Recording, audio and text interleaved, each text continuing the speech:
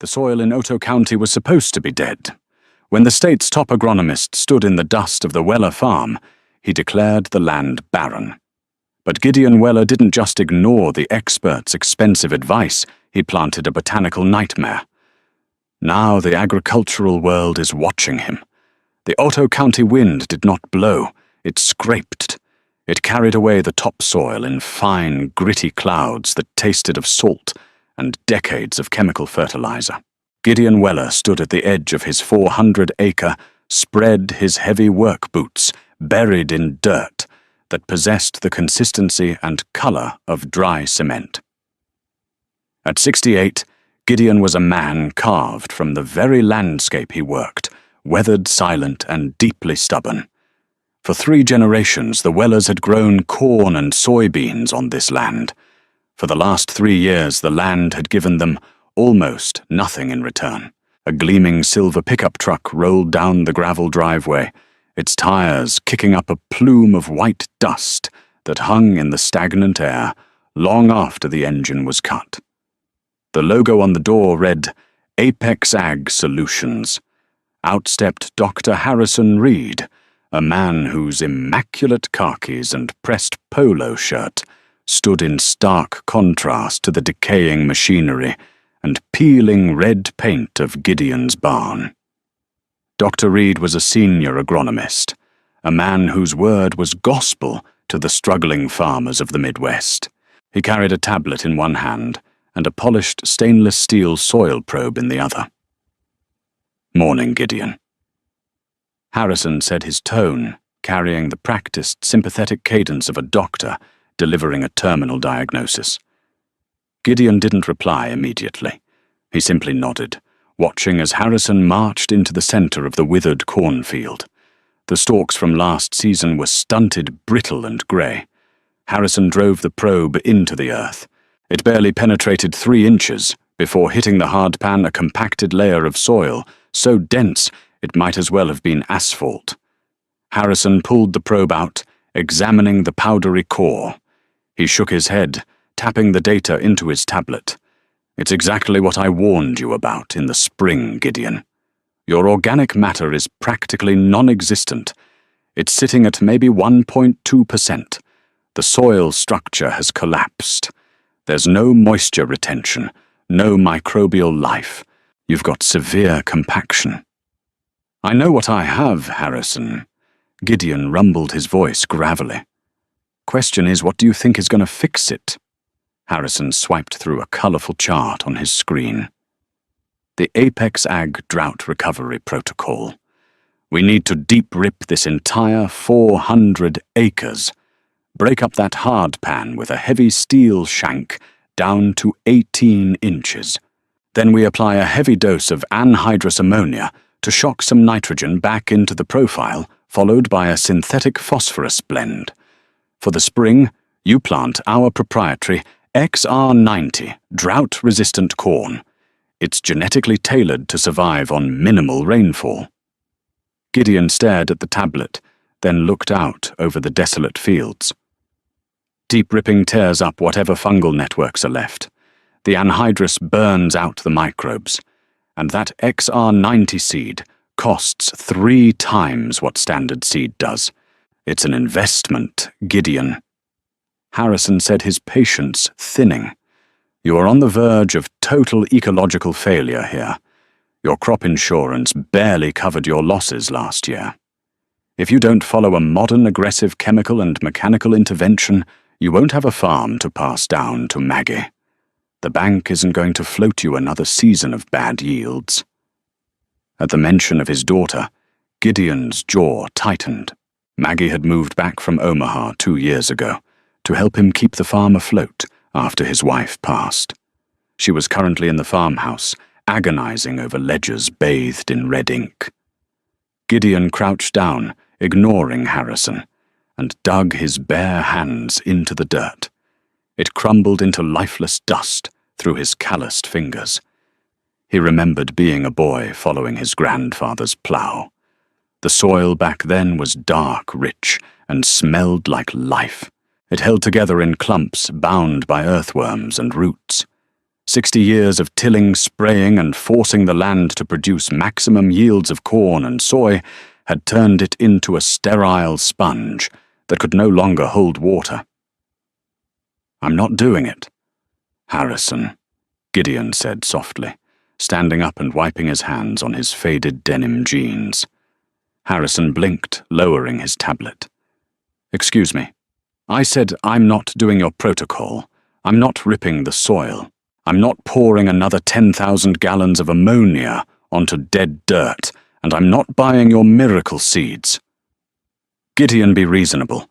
This isn't the 1950s. You can't just pray for rain.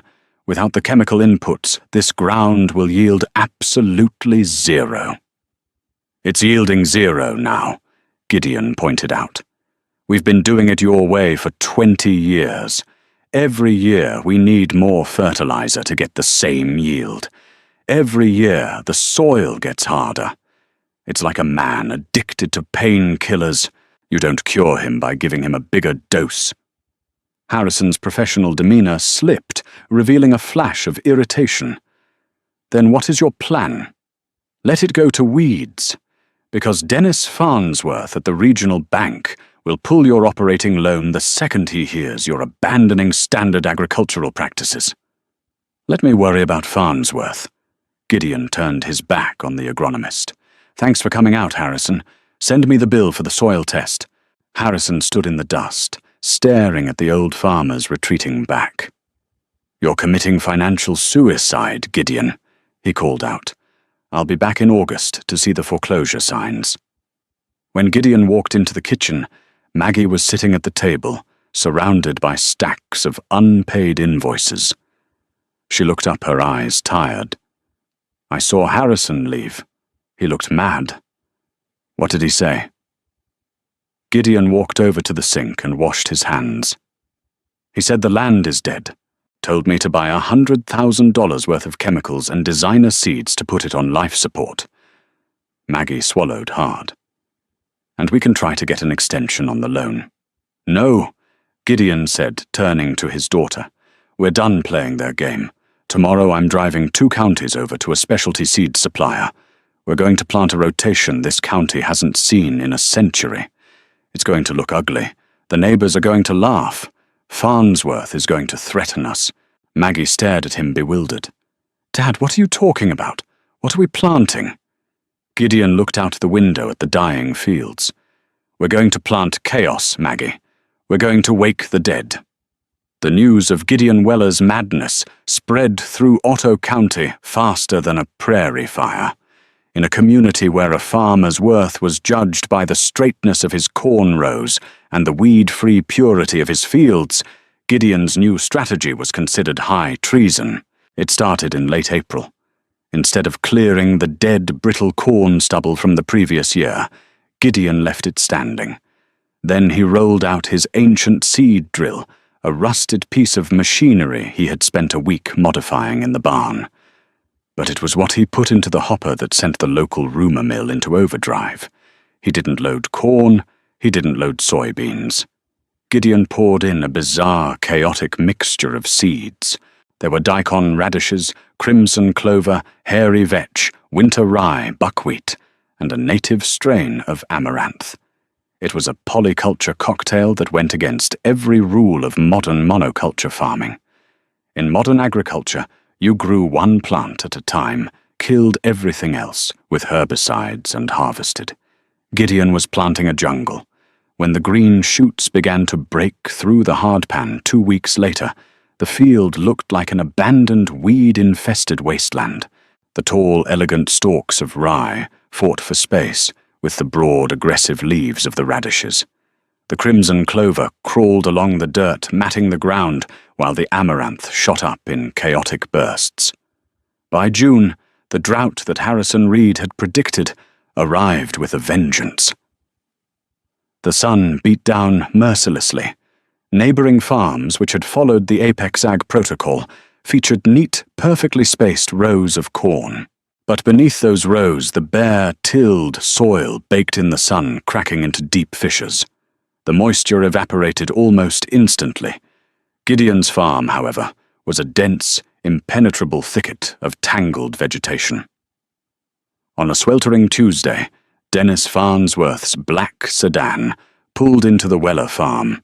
The loan officer stepped out, his face flushed with heat and anger, a thick manila folder tucked under his arm. Gideon and Maggie were in the barn, repairing a tractor belt. "Gideon," Farnsworth barked, storming into the shade of the barn. "I just drove past your lower 80. What in the name of God is growing out there? It looks like a feral weed patch." "It's a multi-species cover crop. Dennis," Gideon said, calmly wiping grease from his hands with a rag. "A cover crop in the middle of the cash crop season," Farnsworth sputtered, opening his folder.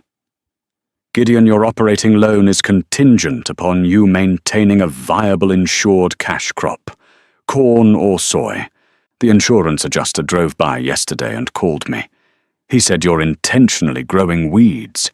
He's voiding your crop insurance policy." Maggie stepped forward, her heart hammering. "Mr. Farnsworth, my father knows what he's doing. We're rebuilding the soil biology." "I don't care about biology, Maggie," Farnsworth interrupted. "I care about the bank's collateral. Without crop insurance, you have no safety net. If you don't have a harvest to sell in October, you default. I came here to give you one last chance. Get a sprayer out there, kill whatever that mess is, and plant a late-season soybean crop. If you don't, I am legally obligated to begin preliminary foreclosure proceedings."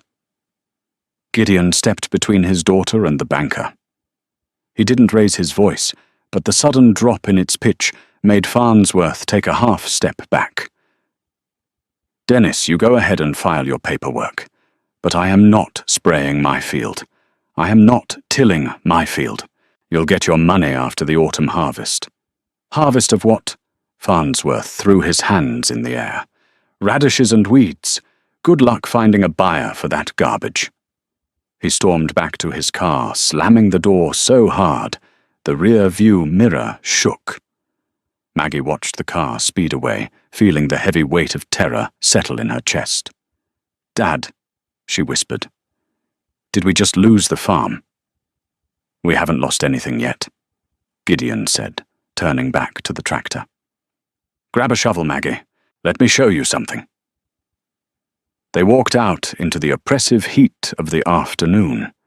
As they approached the edge of the field, the air changed.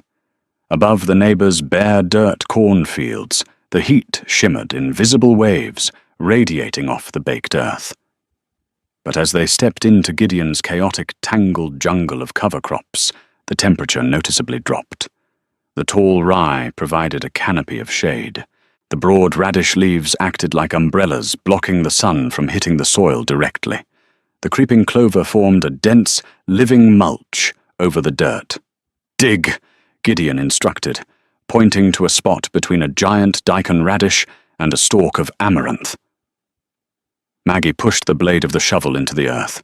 To her shock, she didn't have to jump on the foot pegs to break the surface. The blade slid in smoothly.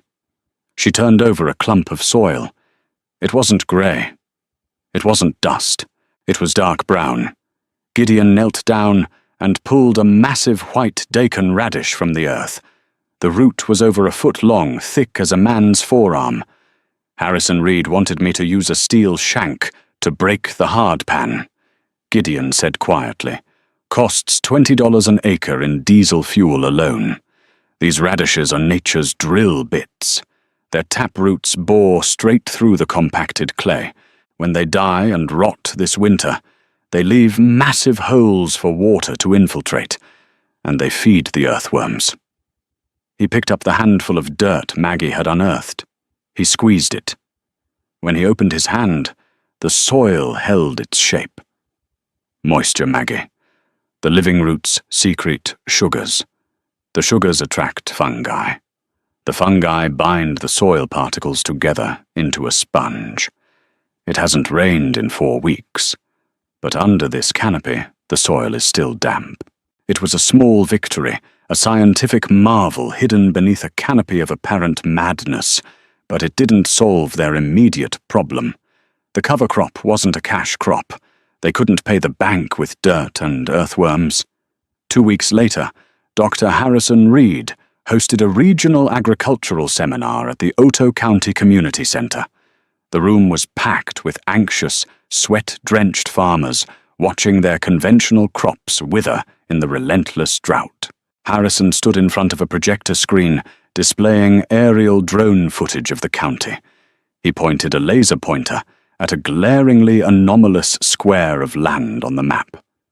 It was Gideon's farm, a chaotic explosion of green surrounded by the uniform pale yellowing rows of the struggling conventional farms. "I want to use the Weller farm as a cautionary tale," Harrison announced to the room, his voice amplified by a microphone. "Many of you are desperate right now. You're looking for alternative methods. But let me be clear, abandoning modern agronomy for pseudo-scientific, regenerative practices is a death sentence for your business. Gideon Weller has planted a weed trap. He has voided his insurance. He has ensured that no commercial combine can even run through that field without jamming. By next spring, that land will belong to the bank." Murmurs of agreement rippled through the crowd. Wyatt, a younger farmer whose land bordered Gideon's, shifted uncomfortably in his seat. He knew Gideon was crazy, but Wyatt had also noticed that Gideon's field was the only one in the county not blowing dust into the air on windy days. Back at the farm, Maggie walked to the mailbox at the end of the long driveway. Inside was a thick, certified letter from the regional bank. The bold red letters at the top of the document made her vision blur. Notice of intent to foreclose. They had 60 days. 60 days to produce a miracle out of a field of weeds, or 4 generations of Weller history would be erased. Maggie ran back to the house, the letter clutched in her fist, only to find Gideon standing on the porch, staring out at the road. Approaching their farm was a convoy of 3 large, rusted livestock trailers, kicking up a massive cloud of dust. "Dad," Maggie said, panicking. "The bank. They sent the notice." "And who is that?" Gideon smiled, a rare, genuine expression that crinkled the deep lines around his eyes. "That Maggie is phase 2. I told you we were going to wake the dead. Well, it's time to bring in the shock paddles." The lead truck hissed its air brakes and came to a halt in the yard. The doors swung open and the smell of raw, unbridled livestock hit the air. Gideon Weller hadn't just planted a jungle. He had ordered an army to march through it. The heavy lead driver killed the roaring engine, stepping out into the suffocating July heat. His name was Brody, a rugged cattle stockman from the dry sandhills. Behind him, the metal trailers echoed with the restless lowing of 200 head of black Angus yearlings. Maggie stared in complete disbelief as Brody shook her father's calloused hand. "You brought cattle?" she asked, her voice trembling slightly. "Dad, we do not own cattle. We lack fences and water infrastructure." Gideon pulled a spool of wire. "We do not need permanent fences. We do high-density mob grazing right now." "Mob grazing," Maggie echoed, recognizing the radical method championed by soil scientists like Ray Archuleta. "Exactly," Gideon said, nodding firmly. "Brody needed summer pasture because the brutal drought burned up all his grass out west. I told him I had 400 acres of standing salad bar. He is paying us a massive premium grazing lease in cold hard cash to run his hungry herd right here. This lucrative lease covers half the entire bank note." Maggie's eyes widened. She watched closely as Brody's loud crew began unloading the animals into the towering green jungle of extremely thick cover radishes. "But they will absolutely destroy the field," Maggie protested quickly. "They will trample everything into the dirt. That is the entire point," Gideon replied, his eyes shining with a fierce, quiet intelligence. "We actually want them to trample it. We string up a single strand of electric wire, sectioning off a tiny paddock. We pack all 200 cows into a space no bigger than a football field. They eat the best green parts, and they trample the rest flat into the earth. Then every 12 hours we move the wire and shift them to totally fresh new grazing ground. It was a chaotic, grueling daily process. For the next solid month, Gideon and Maggie worked relentlessly from dawn until dusk. Twice a day they rolled up the wire and moved the herd. The cattle acted exactly like giant biological machines. They devoured the wild amaranth, crushed the tough rye stalks under their heavy hooves, and deposited thousands of pounds of fresh, nutrient-rich manure directly onto the crushed green vegetation. The neighboring farmers watched from the dirt road completely horrified. Wyatt parked his dusty truck by the fence line one evening, shaking his head. "Gideon, you are totally ruined." Gideon just smiled warmly, adjusting the solar battery on the electric fence. "Come back in late September, Wyatt." By mid-August, the terrible drought finally broke, but it did not bring salvation. It brought extreme violence. A massive stationary supercell thunderstorm suddenly stalled directly over Oto County. For 3 terrifying hours, the dark sky unleashed a torrential, violent deluge, dumping 7 solid inches of heavy rain. On conventional farms, the baked hard dirt could not absorb the sudden deluge. Water immediately pooled, then flowed, creating devastating flash floods. Wyatt's perfectly tilled fields turned into violently raging rivers of dark mud. The very next morning, Harrison Reed's expensive truck sloshed down the ruined, muddy county roads, assessing the catastrophic regional damage. He fully expected to find Gideon Weller's farm completely decimated by the storm. Instead, Harrison pulled up to the property line and completely stopped the truck, his mouth hanging open in absolute shock. Gideon's field had not washed away at all. There was no standing surface water anywhere. The crushed, trampled mat of thick vegetation had acted like an armored shield against the pounding heavy rain, totally preventing topsoil erosion. The ground absorbed every single drop like a large sponge. Harrison stepped out of his truck, his expensive leather boots sinking slightly into the soft, spongy, wet earth. He slowly walked onto the field. The cattle had been recently moved to the far pasture, leaving behind a thick, rich layer of decomposing plant matter and manure. Pushing aside the dense mulch, Harrison found the dark soil underneath was remarkably cool, profoundly dark, and perfectly damp. It smelled of deep, rich, beautiful living earth. Looking for the massive runoff, Harrison. Gideon's voice broke the quiet silence. The old farmer was leaning against a heavy wooden fence post, calmly holding a mug. Harrison absolutely could not hide his utter bewilderment. How did it absorb 7 inches of rain? Wyatt's farm is a literal canyon right now. He just lost half his entire crop to the massive washout. Yours is completely intact. Because my soil is alive, Gideon answered softly. You treat the soil exactly like a dead, sterile bucket. You pour toxic chemicals in, you take dry grain out. But a bucket cannot handle a massive flood. A living organic sponge absolutely always can. Harrison looked down at the dark, wet earth, his rigid worldview slowly fracturing under the incredible, undeniable truth. But you still have absolutely no cash crop, Gideon, Harrison argued softly. You saved your dirt, but you still cannot pay the local bank. The golden harvest. Gideon muttered, walking right past the stunned agronomist. September finally arrived, beautifully painting the entire Midwest in brilliant shades of amber and bright gold. Dennis Farnsworth confidently drove up to the busy farm, the strict 60-day foreclosure deadline officially looming. He tightly clutched his leather briefcase, fully ready to personally serve the final harsh eviction papers. He surprisingly found Maggie comfortably sitting on the wide front porch, peacefully smiling brightly. "I am very sorry, Maggie," Farnsworth said, trying hard to sound somewhat sympathetic. "But the legal deadline is here. I urgently need to see Gideon."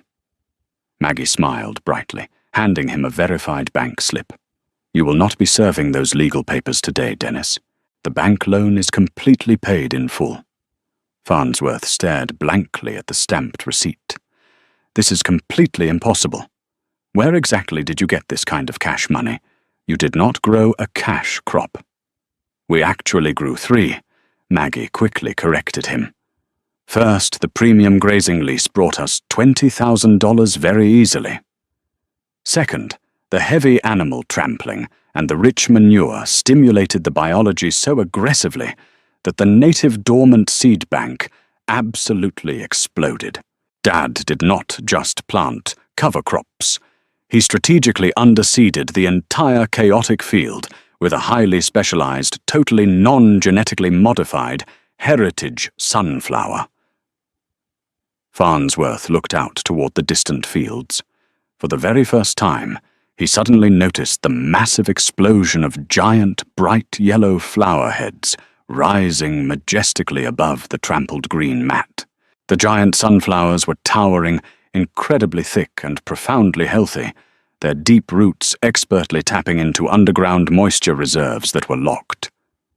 A boutique organic cooking oil company out of Southern California eagerly bought the entire massive harvest on a highly lucrative forward contract, Maggie happily explained. They gladly pay a 300% price premium simply because the entire crop is completely pesticide-free and grown strictly using regenerative soil practices. And the third valuable crop. She proudly pointed to the large barn where a heavy flatbed transport truck was actively being loaded with massive white super sacks. Seed. The cover crop grew so incredibly well, Dad successfully harvested the remaining rye and radish seed right before we ran the cattle. We sold the remaining seed right back to the supplier at a major premium, Maggie concluded. Farnsworth was completely and utterly speechless. The once failing farm was not only solvent, it was now wildly profitable. In a difficult year where conventional commodity farmers were desperately filing for federal disaster relief and practically begging for minimal insurance payouts, clever Gideon Weller had successfully generated multiple streams of premium high-value income without ever buying a single drop of expensive synthetic chemical fertilizer. Word of Gideon's massive, unprecedented financial success rapidly swept through the struggling agricultural community. Wyatt felt completely, utterly defeated. Currently facing imminent bankruptcy, after the brutal storm entirely washed away his chemically treated barren fields, Wyatt sadly walked over to Gideon's house one quiet evening. The defeated young man looked completely broken, his tired shoulders heavily slumped as he softly knocked on the wooden screen door. Gideon calmly stepped out, slowly wiping dark grease off his strong hands. "I desperately need help, Gideon," Wyatt said, quietly, his cracking voice thick with heavy shame. "The regional bank is aggressively threatening to immediately take my lower 80 acres. The good top soil is entirely gone. It is just barren, lifeless hardpan. There are massive dirt gullies everywhere now. I truly do not know what to do anymore. My proud grandfather would literally roll over in his dark grave if he ever saw what I foolishly let happen to this beautiful family land." Gideon thoughtfully looked at the devastated young farmer, clearly seeing the exact same terrible desperation he himself had deeply felt just one short year ago. He gently pushed open the old screen door. "Come inside, Wyatt. I actually have some extra premium radish seed left over. We will boldly start rebuilding your completely broken family farm very early tomorrow." Later that exact same week, Harrison Reed quietly sat in his sterile, brightly lit corporate corner office at Apex Ag Solutions. On his clean desk, sat a simple glass jar of soil he had secretly taken from Gideon's healthy farm, right during the massive flood. He had anonymously sent it to an independent agricultural lab for rigorous testing. The astonishing scientific results were sitting right in front of him, and they entirely defied everything he had been strictly taught in his prestigious university. In less than 6 short months, Gideon had successfully increased his soil organic matter by a full percentage. The active microbial biomass was completely off the standard charts. Harrison finally realized his entire professional career had been foolishly spent selling toxic poison to temporarily cure a very simple natural symptom. Harrison abruptly grabbed the damning lab report and angrily marched right into his regional director's plush office. "We urgently need to change our operating protocols," Harrison stated firmly, aggressively dropping the heavy file right on the pristine desk. "The expensive chemical and deep rip approach is actively destroying the entire county's precious topsoil. Gideon Weller just definitively proved that intensive rotational cattle grazing, perfectly mixed with seeds, works." The madman's field had become the ultimate blueprint for the incredible future of regenerative farming in the beautiful American Midwest. If this true story of agricultural rebellion inspired you, please hit that like button and share this video with anyone who cares about the future of our food and soil. We are dedicated to bringing you the most incredible real-life stories of everyday people challenging the broken system and winning. Do not forget to subscribe to our channel and turn on notifications so you never miss an amazing upload. Let us know below, would you trust nature over chemicals?